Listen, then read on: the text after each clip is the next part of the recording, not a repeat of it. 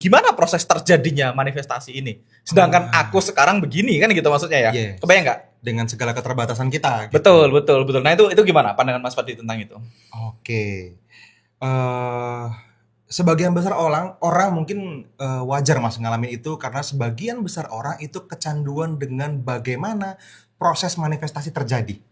Oh, oke. Nah, jadi secara natural manusia itu punya kecenderungan mengendalikan proses. Bisa diperjelas, Mas? Oke, jadi contohnya gini, misalnya teman-teman hari ini tahu Anda pengen yang Anda inginkan apapun itu gitu Ya, tadi misalnya kita udah pakai contoh dari beberapa video sebelumnya, kita pengen punya Pajero dan pengen punya Pajero income 100 juta per bulan dan misalnya. income 100 juta sebulan gitu. Cuman kita kan belum nyampe ke sana dan belum dapetnya itu karena kita belum tahu apa yang harus dilakukan untuk mencapai itu. Betul, Gitu betul, kan? betul. Artinya kita juga belum tahu ini untuk dapetin Pajeronya ini bisnisnya apa ya? Ya, Atau belum tentu bisnis kan nggak tahu juga Iya, apa iya. gitu kan. belum tentu bisnis juga, bisa jadi kerja, bisa jadi dapat undian kan maksudnya kan kita juga nggak tahu bisa jadi maksudnya. warisan apa gitu kan. Iya, nggak iya. tahu. Dan tapi orang kan merasa, tapi kan aku kan sekarang cuma karyawan biasa, Mas. Aku ini cuma kerja di pabrik atau apapun aku kan cuma yang muncul di kepala teman-teman semua yang saat ini pengen berusaha bermanifestasi tapi itu gimana kan gitu.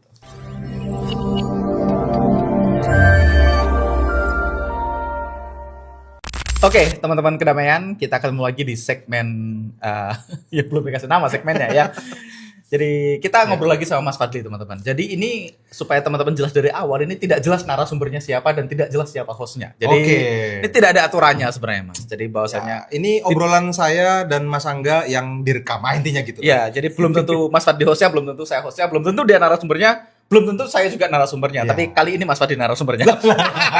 Kok gitu? Oke, Mas Fadli. Jadi gini, ketika kita ngomongin manifestasi tadi ya, kita udah tahu apa yang kita pengen, kita udah tahu kita pengen bertumbuh jadi orang seperti apa, kita udah jelas tahu nih, goals impiannya kontribusinya, apa. Yes. ya. Impiannya udah dapet nih. Nah, cuman yang terjadi sama banyak orang itu mulai ini, Mas. Mereka apa ya istilahnya? Mereka tuh bingung gimana ya cara tersapainya. Satu, mereka menganalisa emang mampu ya, emang bisa ya. Karena aku sekarang cuman karyawan biasa. Yes. Karena aku sekarang cuman ibu rumah tangga.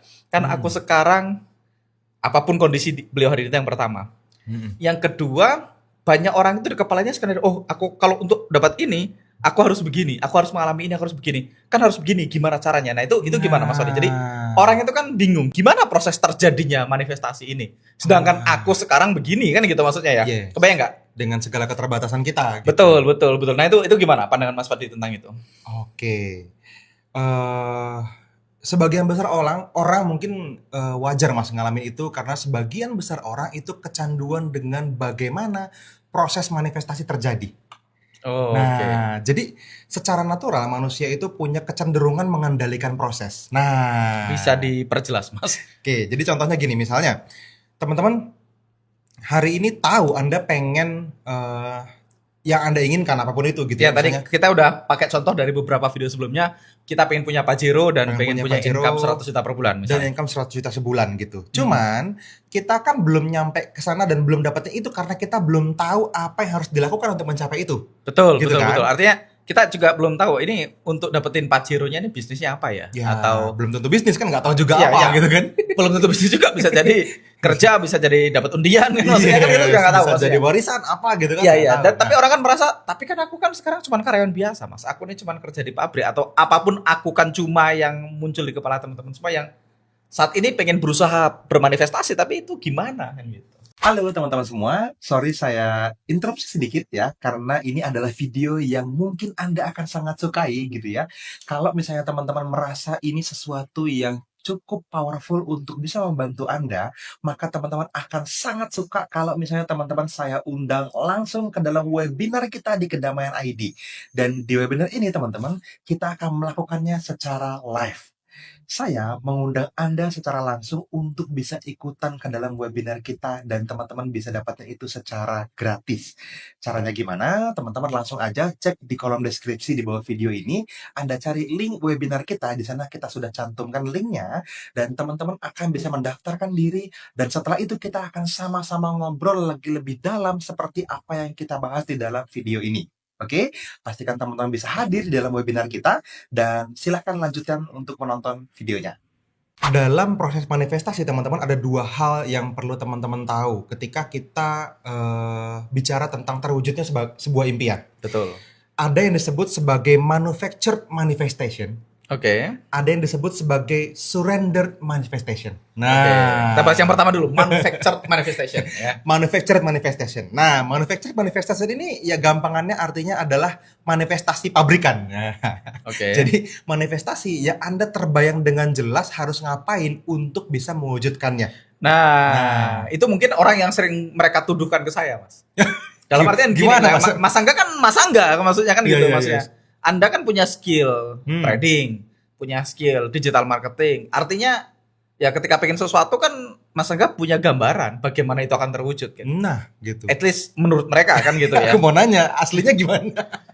Aslinya secara umum aku punya gambaran sih. Oke. Aku punya gambaran bagaimana itu akan terwujud. Yes. Walaupun pada prosesnya juga aku apa yang terjadilah yang dia tahu Tuhan penyayang umatnya, itu yang pertama.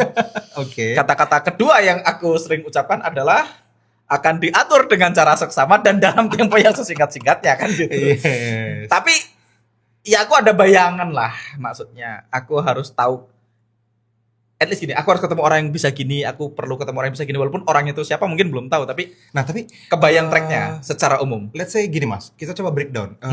Hidupmu 5 tahun yang lalu menuju ke hari ini, ketika dirimu waktu itu secara impian menginginkan kondisi hari ini yang sudah terjadi misalnya, apakah lantas semua langkah yang perlu dicapai atau dilakukan untuk mencapai Dwi Anggara hari ini terbayang 5 tahun yang lalu?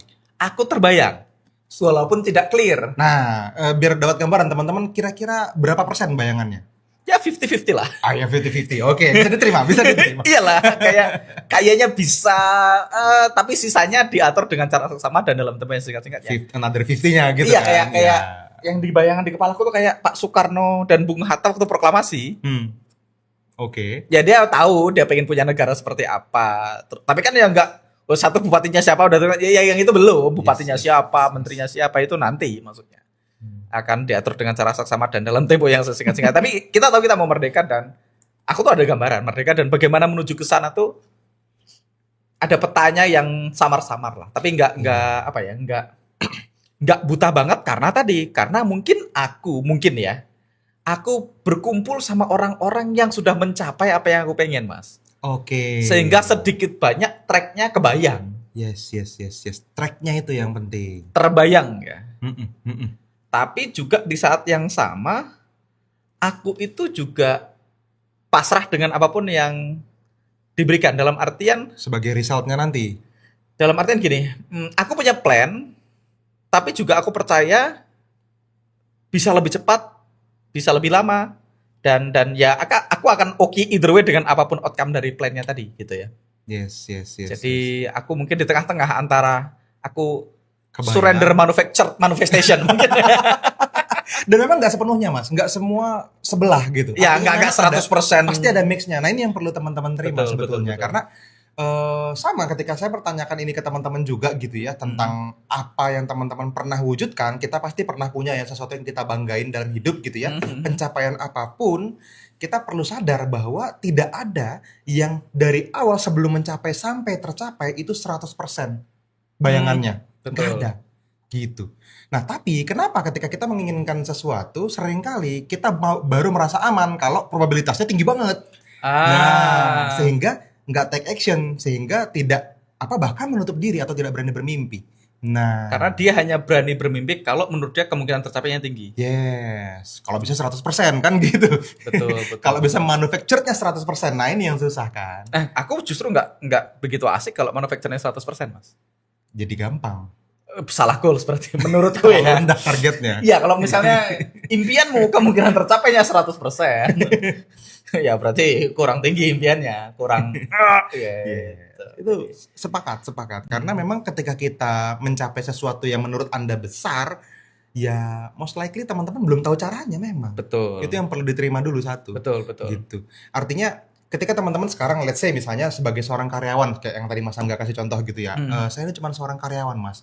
Gimana dong? Saya nggak mungkin bisa. Nah, nggak mungkinnya ini nih, itu manufactured, Mas. Karena Gitu. dia tahu karyawan gajinya sekian dan aku untuk mencapai di sana aku tuh nggak mungkin dengan kondisiku hari ini. Yes, gitu. Oh.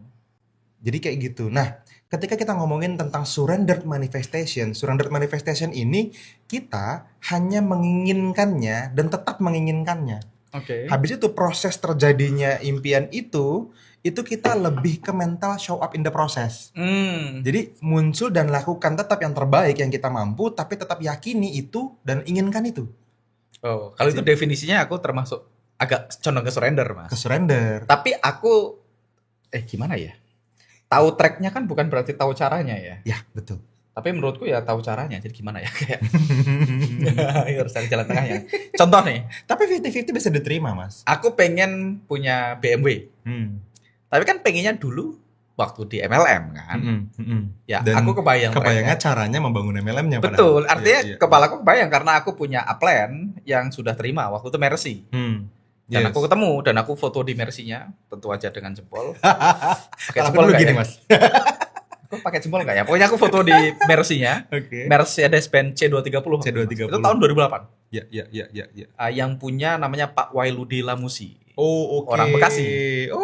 Orang Bekasi itu upline, dia Bronze Lion kalau nggak salah. Lion, penerima Mercy. Iya. Ya, dia datang bawa Mercy dibawa ke Palembang. Waktu itu aku di Palembang stokis 307 kalau nggak salah namanya. Oke. Aku di sana aku ketemu Mercy, aku foto. Jadi tapi kan tahun berikutnya dia diganti BMW kan kalau nggak salah. Udah nggak Mercy lagi. Jadi aku kebayang aku pengen BMW, di kepalaku kebayangnya caranya ya dengan menjadi Bronze Lion, Silver Lion waktu itu zaman itu yang aku tahu kan gitu. Dan ya udah aku tetap menginginkannya. Walaupun pada prakteknya akhirnya nggak dapat dari situ sih. Pada prakteknya dapatnya nggak dari sana. Dapatnya dari tempat lain. Tapi dalam proses aku migrasi kendaraan menuju ke sana, ya aku tetap kebayang lagi prosesnya. Oh berarti kalau ini nggak ada, berarti aku perlu belajar digital marketing. Oh aku perlu belajar trading.